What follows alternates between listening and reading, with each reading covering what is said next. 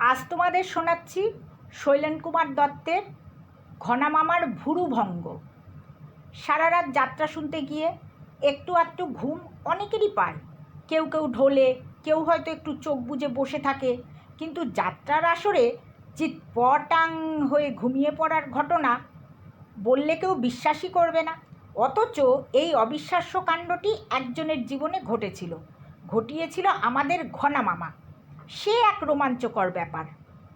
ঘনা মামার মামার বাড়ি হলো বর্ধমান জেলার এক গণ্ডগ্রামে। সেখানে জ্যৈষ্ঠ মাসে ধর্মরাজের গাজন হয়। খুব ধুমধাম করে 4 দিন পুজো আচ্চা হয়, মেলা বসে, যাত্রা, সং কিছুই বাদ যায় না। গ্রামের সমস্ত আত্মীয় স্বজন এই সময় গ্রামে আসেন। 4 দিন ধরে গ্রাম একেবারে গমগম করে ওঠে। সেবার ঘনা মামা ঠিক করলো অনেক দিন যাত্রা দেখিনি, দ্বিতীয় দিনের যাত্রাপালাটা দেখবে। যাত্রাদল বেশ নাম করা, আর পালার নাম দুর্যোধনের উরুভঙ্গ। মহাভারতের জানা গল্প, বেশ ভালো লাগবে বলেই মনে হয়। সন্ধ্যা হতে না হতে গ্রামের লোক আসরের কাছাকাছি বসবে বলে ভিড় করতে লাগলো। যাত্রায় তখন এখনকার মতো স্টেজ হতো না। দর্শকদের মাঝখানেই একটা গোলাকৃতি জায়গায় অভিনেতারা অভিনয় করতেন। গ্রামের লোকের তাই ওই জায়গাটার ধারে কাছে বসতেই বেশি উৎসাহ। সমস্ত অভিনেতা অভিনেত্রীকে কাছ থেকে দেখতে পাওয়া এটা কম কথা নয়। ঘনা মামাও সেবার ছোট ছেলের বেহদ্দ হয়ে ওই জায়গাটায় বসার মনস্থ করল। মামার বাড়ির পাড়ার 2-4টে ছেলে ঘনা মামার জায়গা বিকেল থেকে পাহারা দিতে লাগলো। রাত 8টাতেই আসর একেবারে জমজমাট, লোকে লোকারণ্য।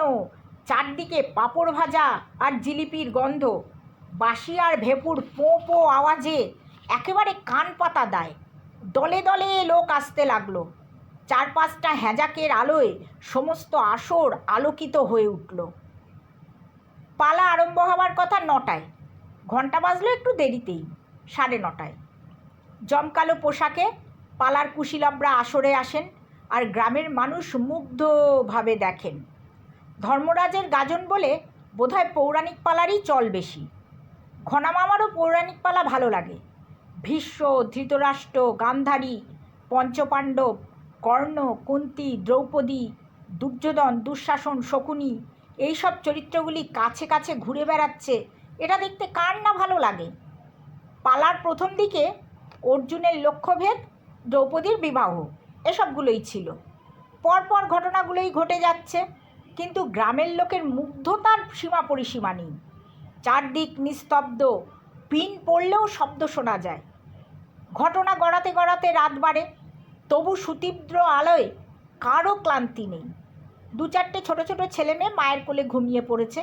মাঝে মাঝে অনাবশ্যক চড়াসুরে গান গেয়ে পালাকে দীর্ঘায়িত করা হচ্ছে, যাতে ভোর 4টে নাগাদ শেষ হয়। গ্রামের মানুষও তাই চায়। সারা বছরই তো তারা ঘুমোয়, ঘুমিয়ে ঘুমিয়ে ক্লান্ত। বছরে 2-4টে দিন রাত জাগতেও যেন আনন্দ। রাত 11টা-12টায় পালা শেষ করলে যে গ্রামের লোকের মন ভরবে না, সে কথা যাত্রা দলের অধিকারী মশাই খুব ভালো করে জানেন। তাই নানা ঠাট্টা মশকরা, গান বাজনা দিয়ে পালাকে টেনে নিয়ে যাওয়া হচ্ছে। তখন বোধহয় রাত 2-2:30 হবে। ঘনা মামার ব্যাটারি তখন ডাউন।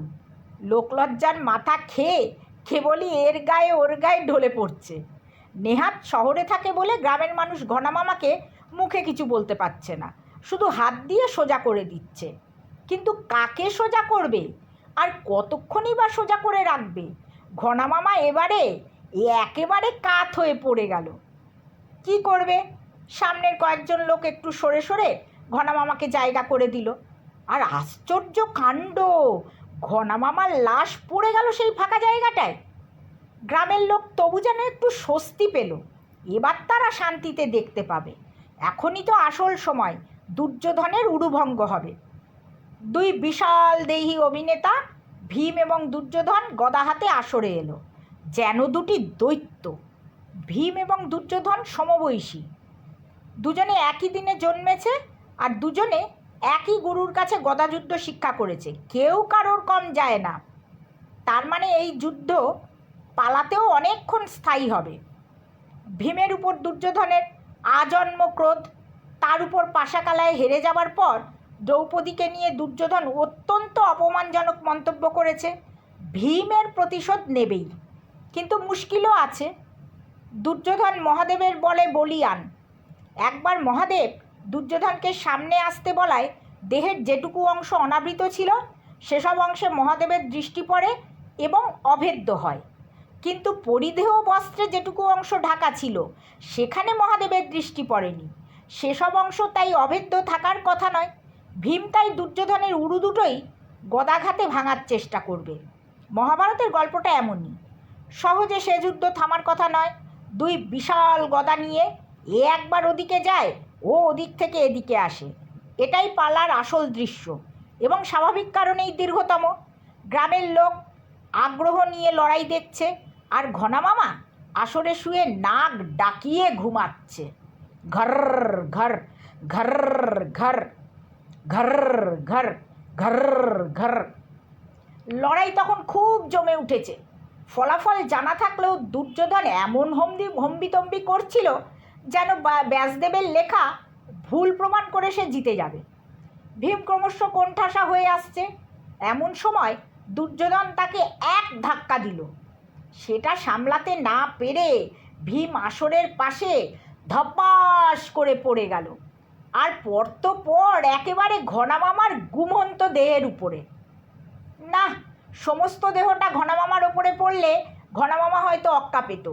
পড়ল তার গা ঘেঁষে, আর গদাদারি হাতটা পড়ল ঘনামামার বাঁ চোখের ওপরের দিকে। সঙ্গে সঙ্গে যন্ত্রণায় কাতরে উঠল ঘনামামা। বাঁ চোখের ভুরু থেকে তখন গলগল করে রক্ত বেরোচ্ছে। তৎক্ষণাৎ যাত্রা থেমে গেল। স্বয়ং ভীম এবং দুর্যোধন গদা ফেলে ঘনামামার কাছে কাচুমাচু হয়ে বসে পড়ল। এখনই রক্ত বন্ধ করা দরকার। গ্রামে অত রাত্রিরে কোথায় কি পাবে? তবু রক্ষে যে ঘনামামার নিজের মামাই একজন ডাক্তার, তাকে খবর পাঠানো হলো। ওই অঞ্চলের অত্যন্ত সম্মানীয় চিকিৎসক সুধীর ডাক্তার ছুটে এলেন। তার তৎপরতায় ঘনামামার রক্ত বন্ধ হলো, তবে বাঁ দিকের ভুরুতে 4-5টা পটি পড়ল। যাত্রা দেখতে এসে এমন রসভঙ্গ হলে গোটা পালাটাই যেন মাঠে মারা যায়। এখানেও তাই হলো। ঘড়ির দিকে তাকিয়ে অনেকেই বাড়ির পথ ধরল। এরপর পালা আরম্ভ হলেও সেরকম আর জমবে না। ঘনামামার ঘুম তখন চৌপাট। ডাক্তার মামা ঘনামামাকে ডেকে বললেন, নাও এবার বাড়ি চলো।